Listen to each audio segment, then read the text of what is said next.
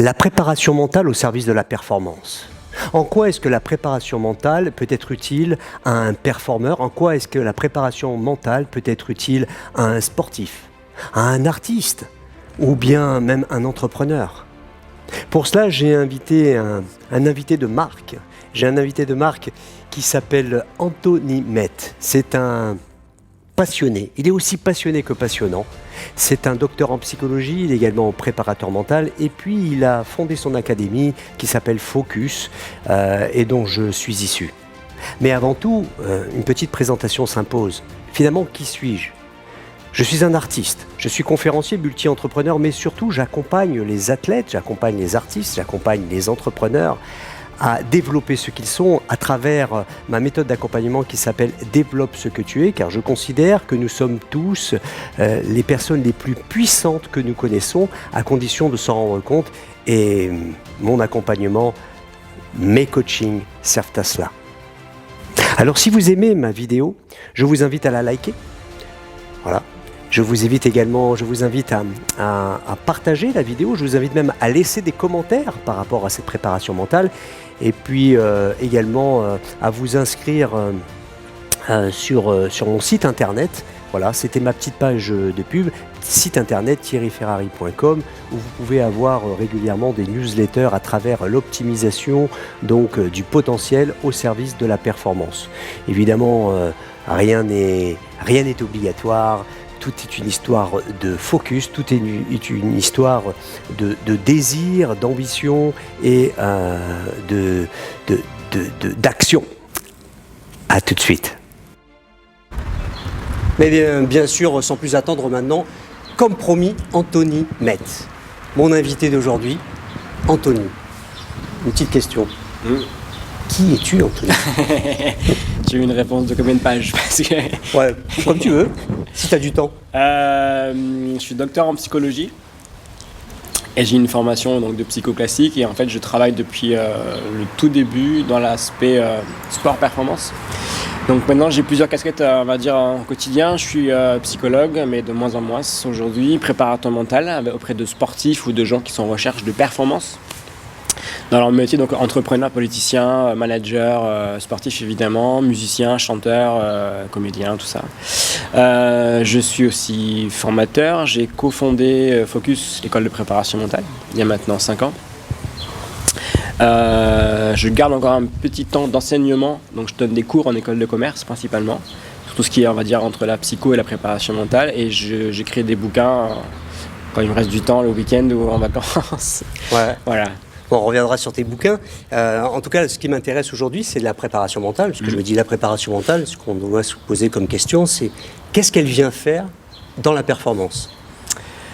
Elle vient faire tout. En fait, on est le dernier maillon de la chaîne, je pense. Je parle du sport, après on pourra élargir d'autres domaines de compétences ou d'activités. Mais dans le sport, la performance s'est fait d'abord sur l'entraînement technique, après tactique, après physique, on va dire athlétique.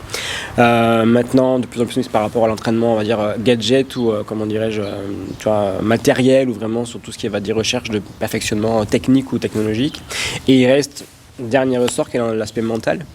Donc les sportifs ne s'entraînaient pas mentalement ou pas de façon en tous les cas coordonnée, organisée, structurée et depuis déjà en fait très longtemps le mental on va dire est étudié en tant qu'objet de recherche scientifique, mais sur le terrain concrètement ça fait que 10 ans qu'on vraiment on en parle et qu'on le met en avant dans le champ sportif ou dans la presse, ou au sein vraiment de l'entraînement sportif auprès des clubs, tout ça.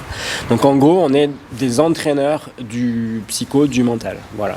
D'accord. Donc quand tu dis du psycho, du mental, est-ce que c'est deux choses qui sont distinctes ou parce que moi, quand j'entends psycho et mental, je me dis, ça me fait peur. Ça pourrait me faire peur. Alors moi qui suis psychologue de formation et préparateur mental, si tu veux, je ne fais même plus trop la différence, mais en effet il y a une petite différence. Le psychologue est quand même plutôt vu comme quelqu'un qui va permettre aux gens de trouver une sorte d'équilibre psycho-émotionnel dans leur quotidien ou dans leur cerveau en général. Le préparateur mental est plutôt là pour développer et augmenter des habiletés mentales, des compétences. Donc en psycho, on cherche une sorte de stabilité et d'équilibre ou de bien-être au quotidien. En préparation mentale, on cherche à aller plus loin, à être plus performant, ce qui veut dire en termes de mental être plus concentré, moins stressé, plus motivé ou mieux motivé, etc. Voilà. Donc il y a des petites différences, mais concrètement, c'est souvent la même chose quand même. D'accord. Donc est-ce que ça veut dire que dans la performance, on a forcément besoin d'une préparation mentale, ou est-ce qu'on peut faire de la performance finalement sans préparation mentale? Alors, moi qui ai suivi beaucoup de sportifs dans, je pense quasiment tous les sports possibles pratiqués en compétition, il y a des sports aujourd'hui où le niveau de performance est tel, il y a une concurrence qui est tellement grande, etc., que la sélection est vraiment drastique qu'on ne peut plus faire sans travail mental. Je donne un exemple très concret, en tennis, en golf, si tu veux être le numéro mondial, tu n'as pas d'autre option que de travailler mentalement. C'est impossible. La concurrence est trop élevée, les mecs sont trop forts physiquement, techniquement, tactiquement, etc. Et ce qui reste, c'est le mental. Donc on est un peu en retard en France. Il y a Roland Garros qui commence bientôt. On va voir les petits Français trembler devant chaque balle de 7. Donc c'est les sports où on ne peut plus faire sans travail mental. D'autres sports où il y a peut-être moins de concurrence, où on va dire la maturité est plus longue, où il y a moins de concurrence, on peut, je pense, on peut performer sans travailler mentalement. Mais quand même, quand on s'intéresse vraiment au parcours, aux déclarations des très grands joueurs, ceux qui vraiment, tu vois, marquent leur sport, qui marquent une temporalité, etc., ont un truc de plus, ils bossent mentalement. D'accord. Est-ce que c'est ça qui ferait la différence finalement, ou pas? Parce qu'on peut imaginer quand même que deux grands sportifs, je pense par exemple au tennis, je me dis deux grands sportifs en finale, techniquement ou tactiquement, ils se connaissent, et donc il y a peut-être un rapport justement du mental qui peut faire cette différence-là, non?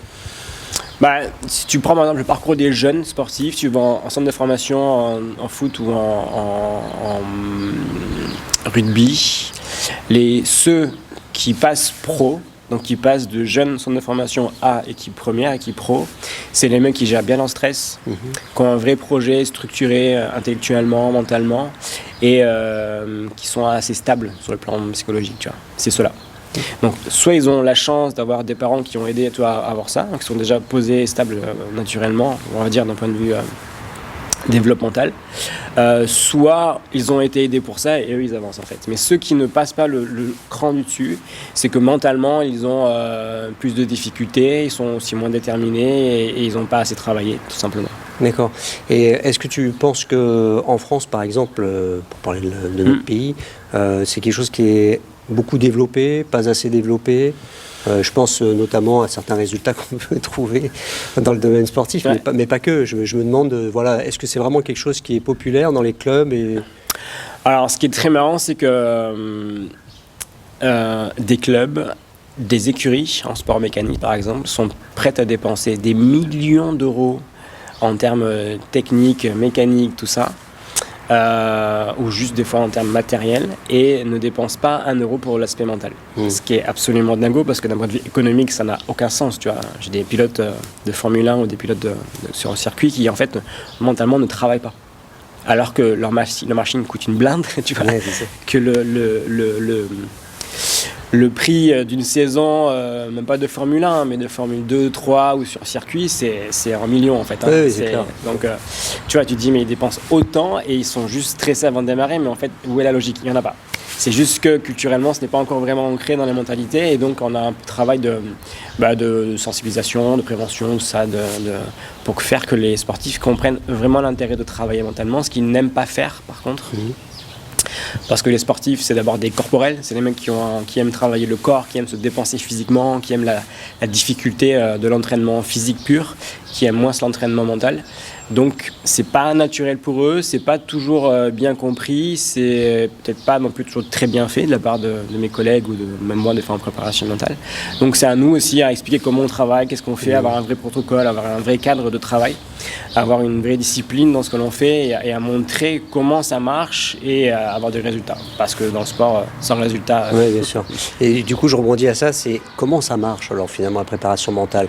Si tu devais comme ça décrire sur un point précis, moi je suis Je suis un artiste, je viens de voir et je ne sais pas ce que c'est que la préparation mentale, mais je viens de te dire, voilà, j'ai l'impression que j'ai besoin de préparation mentale ou quelqu'un m'a dit de venir m'adresser à toi. Comment ça se passe?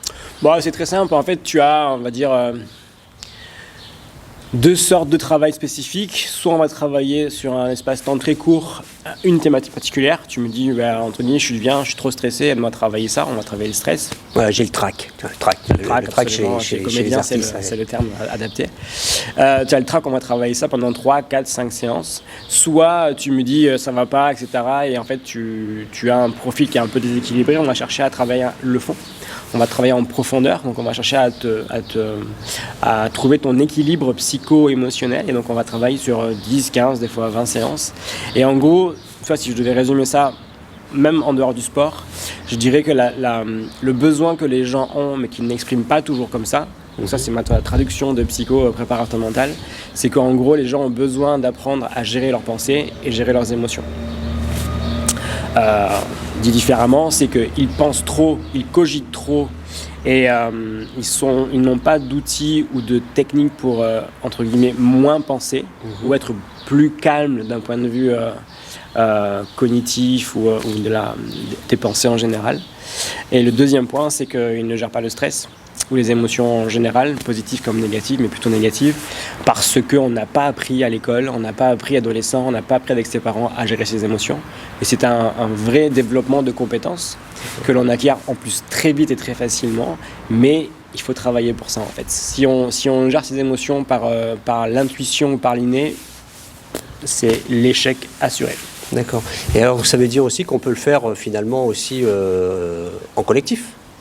Parce que là, on parle individuel, mais j'imagine certaines remontadas qu'il y a eu dans le football, peut-être qu'elles pouvaient être évitées s'il y avait eu un travail. Je ne sais pas, c'est une question que je pose. Non, c'est tout à fait possible. Le préparateur mental, il a quand même un gros travail qui est sur l'individuel, sur la démarche d'entraînement personnalisé individuel.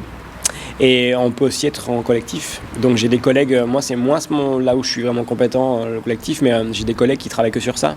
Donc qui ne font que du travail de recherche de cohésion, d'optimisation, d'émotions en collectif, de création de routines collectives, d'objectifs, etc. Et on peut travailler ça en effet. Ça marche très bien, ça marche encore mieux si chaque joueur a travaillé individuellement. Donc il est stable, tu vois, d'un point de vue psychologique. Et compétent en termes d'habileté mentale. Et après ça, donc le cran au-dessus, c'est travailler donc le collectif. Ce qui marche très bien. Il y a beaucoup de travaux là-dessus aux USA, au Canada, etc. C'est plutôt en place. On est en 2021. Ça fait quasiment 50 ans que tu vois, ça s'est étudié dans la recherche en psychologie du sport. Donc on sait très bien comment fonctionne la cohésion, mais il y a encore des freins qui sont les entraîneurs qui ont peur de déléguer trop de responsabilités à des préparateurs mentaux, à des gens qui ne maîtrisent pas, il y a ce genre de freins-là, mais ça fonctionne. En fait, est-ce que les freins ne seraient pas aussi parce que quelque part ils ont une prérogative de performance et que c'est partagé aussi cette prérogative parce que finalement, quand il n'y a pas les résultats, la première personne qui saute, c'est quand même l'entraîneur. Ouais, mais entraîneur c'est un job, c'est ingrat, tu sais, c'est pour entraîner à un haut niveau, il faut passer tous les diplômes, avoir souvent été entraîneur, ce qui n'est pas obligatoire, mais c'est quand même souvent ce qui est attendu. Les postes peuvent être très précaires, tu peux être éjecté comme ça en 3 mois, 6 mois, et puis tu passes de la presse quotidienne à plus rien, tu deviens une star, tu n'es plus rien en très peu de temps. Donc les carrières sont courtes et franchement c'est très fatigant. Maintenant je bosse plus qu'avec des sportifs pros, donc je croise dans mon travail beaucoup d'entraîneurs, leur vie est horrible. Franchement, elle est horrible. Ils ont une pression au résultat tous les 3 jours. Gérer au rugby, tu vois, une équipe de 40 joueurs, parce qu'au rugby, il y a 15 gars sur le terrain, mais tu as les 15 gars, plus les remplaçants, plus le centre de formation, tu vois, donc c'est beaucoup de gars. C'est du taf.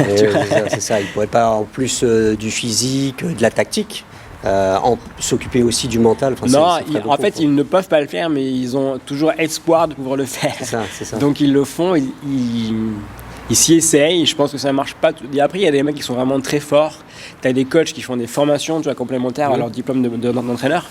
Donc, ils sont formés en PNL, en méditation, en technique de management, etc. Donc, ils sont vraiment compétents, mais au quotidien, sincèrement, c'est quasiment impossible. Gérer une équipe professionnelle, parce que là, je parle des joueurs, mais un staff, tu vois, c'est 10, 15, des fois 20 personnes, absolument, tu vois. Plus le président, plus les supporters, plus tout ça, c'est une pression sur eux qui est énorme. Donc, je le vois en foot, en rugby, beaucoup, les entraîneurs...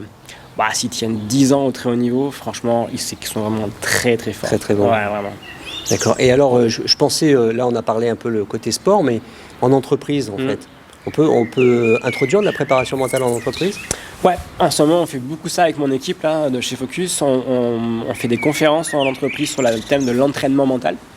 Et on forme beaucoup de gens, des managers, des salariés, des entrepreneurs aussi et des boss à la préparation mentale parce que le Covid a, je pense, changé un peu les besoins de chacun. Ouais, les besoins ont changé. Je pense que les gens aussi sont en recherche de travail, certes, et d'efficacité, mais aussi de bien-être, tu vois, de trouver du sens un peu à ce qu'ils font. Et le travail fait que souvent on perd le sens de ce que l'on fait. Et en entreprise, c'est pire, parce que quand tu appartiens à une machine, tu vois, un système qui est plus ou moins gros, tu perds tu perds le sens de ce que tu fais, quoi. Donc, ils sont en recherche de sens et on vient apporter ça. Alors, ce qui est très marrant, c'est que nous, on fait des formations en entreprise, mais qui sont en fait des formations très sur le développement personnel, tu vois. C'est vraiment apprendre à gérer son stress, ses émotions, et les gens sont fans. Ils sont fans parce que vraiment, ils s'y retrouvent. On apporte des réponses à leurs questions que le Covid a soulevées ou qu'ils avaient déjà avant la période là, un peu compliquée pour nous tous. Et c'est aussi intéressant parce que, comme pour le sport, quand tu es dans ce que tu fais plus heureux, que tu t'y retrouves, que tu as une sorte d'harmonie entre tes besoins, tes valeurs, ton comportement, toi, etc., tu es meilleur, tout simplement. Tu es plus performant. Donc, les salariés, entre guillemets, s'y retrouvent. Et les managers, dirigeants aussi, parce que du coup, ils ont une sorte d'efficience qui se remet en place dans le travail, dans leur entreprise. Et chacun gagne. C'est-à-dire chercher du bonheur au service de la performance. Oui, tout à fait. Tout à fait. Avec quand même en fond, pour moi, des éléments à prendre en compte qui sont un peu mes leitmotifs, c'est que je pense qu'on ne peut pas performer durablement sans que le système change. C'est impossible. Donc ça veut dire dans le sport, changer de coach, changer de structure, de raquette, ce que tu veux, mais il faut qu'il y ait du changement. Parce que c'est de la nouveauté que tu crées justement de la motivation. Et dans une entreprise, c'est pareil. D'accord. Entreprise, quelqu'un qui est en poste 5 ans, 8 ans, même poste, pour moi, en fait, c'est plus intéressant pour lui et plus pour son employeur. Oui, il a besoin de ce changement. Exactement. Pour rebondir. Et la difficulté, c'est que souvent, on va leur provoquer le changement, on va les forcer à changer, donc c'est mal perçu et donc tout le monde un peu a peur de changer et veut dire non, je vais rester, je vais faire ça, mais en fait, c'est voilà. Donc il faut trouver le moyen pour que chacun accepte qu'il y a besoin de changement, que le changement c'est important dans la vie, que c'est une source de motivation, d'accomplissement aussi personnel, de progression. Et que le travail change et que la vie change et que voilà, c'est... Oui, parce que le changement, ça fait toujours un petit peu peur. Le changement, je parle notamment une petite mobilette qui passe. C'est sympa, c'est du direct. En fait, aussi dans le changement, ça fait toujours un peu peur. C'est-à-dire qu'un boss, il veut peut-être pas, parce qu'il veut pas aller à la castagne. Donc, quelque part, le changement, ça peut lui faire un peu peur. Et du coup, je me demande, est-ce que c'est ce fameux boss qui va venir faire la démarche vers toi ou comment ça se passe en fait quand il y a... C'est un peu les deux, c'est souvent... c'est les deux en fait. Il y a là, par exemple, je bosse pour une entreprise sympa, là, j'ai fait une conférence pour eux. Conférence qui était dans le cadre, on va dire, tu vois, de leur formation annuelle. Elle va intégrer à plein de trucs différents. J'ai fait une conférence, ça a bien plu, on va dire, à ceux qui étaient présents. Ils ont fait remonter leur formation, on va dire, à leur formateur officiel qui m'a rappelé. Et là, on monte une formation complète sur 1 an pour les salariés en question. En fait. Voilà, donc c'est conjoint. Mais après, le changement, par rapport à ta remarque, le changement, c'est, tu sais, en psychologie, en fait, on cherche que ça. Un psychologue ne veut que du changement. Ce qu'on cherche, c'est que les gens changent de comportement, généralement, ou de façon de penser, ou de pensée trop négative. Donc on cherche à changer ça chez eux. Et on sait que c'est ce qu'il y a de plus dur en psychologie. Parce que l'être humain n'aime pas le changement. L'être humain aime ce qui est stable, rassurant, qui maîtrise, qui contrôle intellectuellement. Donc le changement, il faut des fois le forcer, il faut l'amener en douceur, il faut que ce soit par palier, que ce soit accepté, etc. Et c'est à la fois une source de stress et une source d'accomplissement. Donc il faut que la balance, tu vois, soit équilibrée. Oui, c'est ça. Mais c'est un enjeu pour tout le monde, hein, sociétal et individuel, c'est vraiment quelque chose d'important. Oui, parce que je me demandais si finalement, si on avait peur du changement ou si on avait peur de prendre la décision de changer, en fait. Bah, c'est comme je n'arrive pas à répondre à ça, mais si tu fais un peu de politique, tu regarderas qu'à chaque campagne présidentielle, nationale ou à l'étranger, les slogans qu'on met en avant, c'est le changement. Oui, c'est vrai. Tu vois.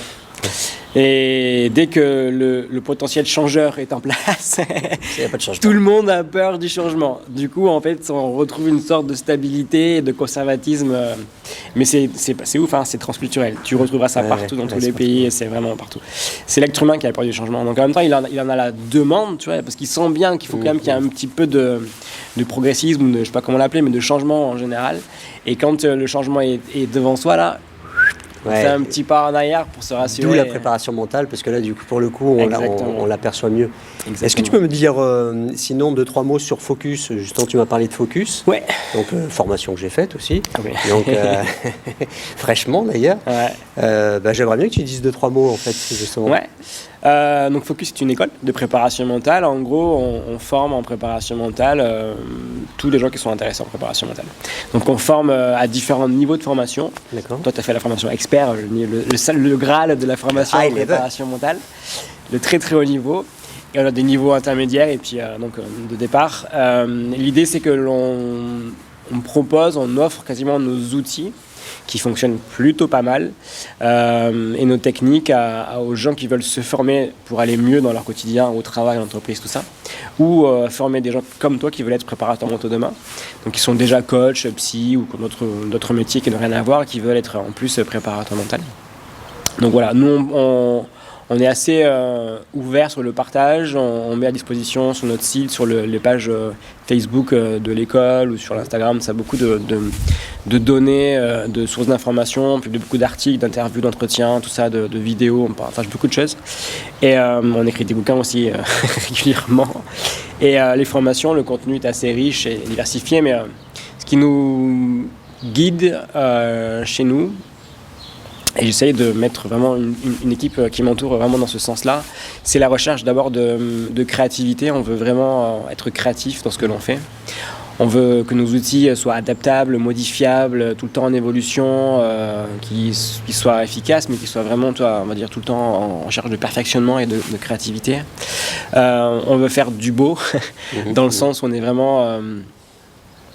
comment dirais-je, on fait attention à ce que nos formations, le contenu que l'on propose soit vraiment beau dans le sens de bien fait, construit, compréhensible, ni trop théorique, ni trop vulgarisé, que ce soit du contenu de qualité avec du sens, tu vois, avec un petit peu de fond. Et la troisième valeur chez nous, c'est l'excellence. On recherche vraiment la progression individuelle et le parcours d'excellence dans ce que l'on fait nous en tant que formateur préparateur mental et de ce qu'on veut aussi proposer à nos clients sportifs, tout ça. Ouais, d'où la difficulté, parce que étant donné que la préparation mentale est individuelle, elle est censée être unique en fait, et que pour le coup, faut faire preuve de beaucoup de créativité pour passer d'un univers déjà, et puis d'une personnalité différente à chaque fois. Absolument. Avec ses craintes, ses... Ouais.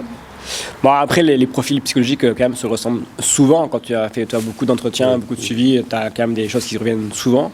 On est tous, comment dirais-je, des êtres uniques, j'entends, mais on a quand même beaucoup aussi de fonctionnements communs. Tu vois, on n'est pas à ce point-là unique.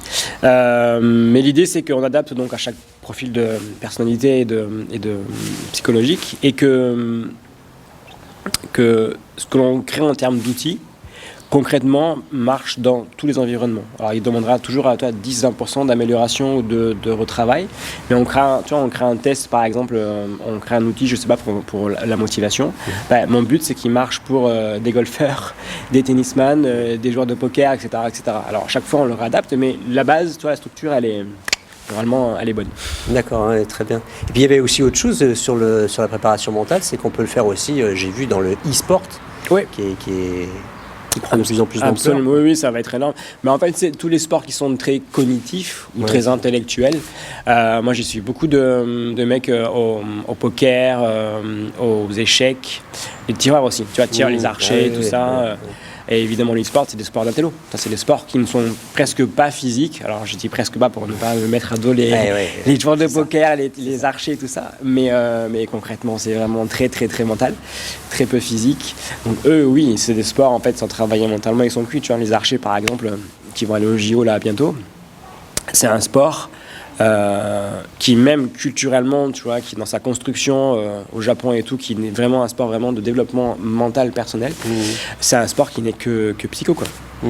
Quand tu as la technique, tu l'as maîtrisée, tu vois. Après, le reste, c'est que là-dedans. Ouais. Bien qu'on ait besoin de cet équilibre corps-esprit, finalement... C'est la difficulté pour eux. Par exemple, pour ce genre de profil-là, donc des archers, aussi des cavaliers, c'est des mecs qui n'aiment pas le sport.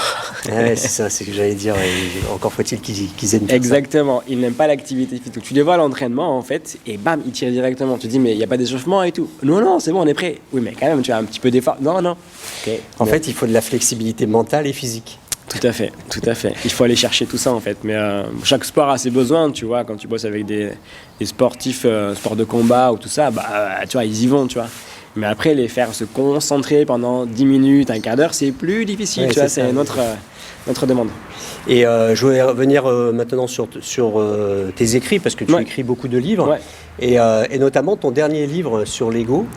Je trouve ça intéressant, parce que justement, on n'imagine pas qu'il y ait une place de l'ego, enfin, on ne se dit pas que... Souvent, c'est un peu caché, on n'aime pas dire qu'on a de l'ego quand même. Et toi, tu fais carrément un bouquin sur l'ego. Ouais, carrément. 200 pages sur l'ego.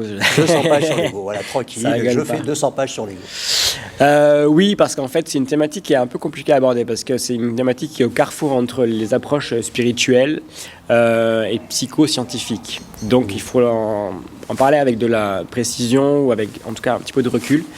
Mais c'est une thématique qui me passionne, parce que dans mon travail de préparateur mental, je mets beaucoup en avant la mindfulness, c'est la méditation. Et en méditation, forcément, tu parles de l'ego, tu vois. T'as pas le choix. T'as beau être scientifique, forcément, l'ego, ça revient, c'est devant toi, quoi.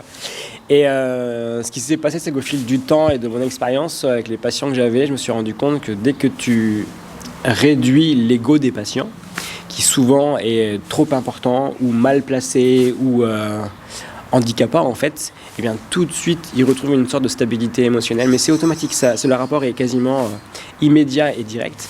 Donc l'ego, en tant que moi, psychologue, préparateur mental, c'est une thématique que j'aborde dans chacun des suivis, parce qu'elle est fondamentale. Alors après, il faut trouver les bons outils, il faut en parler au bon moment. Il ne faut pas non plus trop brusquer les gens, parce que sinon, leur ego, du coup, fait qu'ils prennent... tu vois, exactement. Mais c'est une thématique... indispensable. Vraiment, en préparation mentale, il faut la travailler, c'est obligatoire. Et l'enjeu pour moi, du coup, tu vois, c'est que quand je suis en mode psychologue, donc les gens ont, entre guillemets, trop d'ego, mais c'est un ego qui va être handicapant, déstabilisant, qui est une source de colère, une source de cogitation, etc., qui est vraiment chiant, en fait, donc il faut le réduire au maximum. Et quand j'ai des sportifs ou des boss, ils ont un boulard comme ça, tu vois. Et en même temps, c'est leur source de motivation, parce que c'est des gens qui ont un sentiment d'avoir du talent, d'avoir quelque chose en eux, de faire des grandes choses. Cette espèce de détermination, elle est liée à l'ego et au sentiment de faire des grandes choses. Donc il faut garder ça, il faut garder en eux cette espèce de détermination et d'ego quasi narcissique ou égocentrique, qui en même temps est positif. Exactement, mais en essayant de faire d'eux des mecs et des femmes qui sont socialement adaptables, pas trop cassants auprès des autres, tu vois, pas trop imposants physiquement, respectueux et qui soient assez tempérés. Ouais, c'est ça. Mais bon, ça c'est un challenge. Le titre de ton livre, c'est comment ? Je sais plus. Je sais plus. Sur la route de l'ego. Mince, tu me passais la question piège. Bon, on peut le trouver. Tu le trouves partout. Tu le trouves en librairie et en librairie en présentiel ou en présentiel. On dit comme ça. En librairie ou en commande en ligne. D'accord. Ok, super. Un petit truc à rajouter pour. Non, c'était cool, c'était cool. J'espère qu'on a été clair sur la question de l'ego et la question de la préparation mentale et de comment ça marche. Mais après, il faut le tester en fait. Je vous le dis, il faut tester pour vraiment comprendre comment ça marche. Tester, pratiquer. Et de toute façon, nous on aime bien dire ça chez les artistes, c'est la répétition qui crée le succès. Et donc répéter amène au succès. Donc, exactement. Super, bon, merci beaucoup en tout cas. Moi je suis très fier de t'avoir eu dans cette 6e capsule quand même de Parlons-en. 6e, ça avance. Alors à très vite les amis.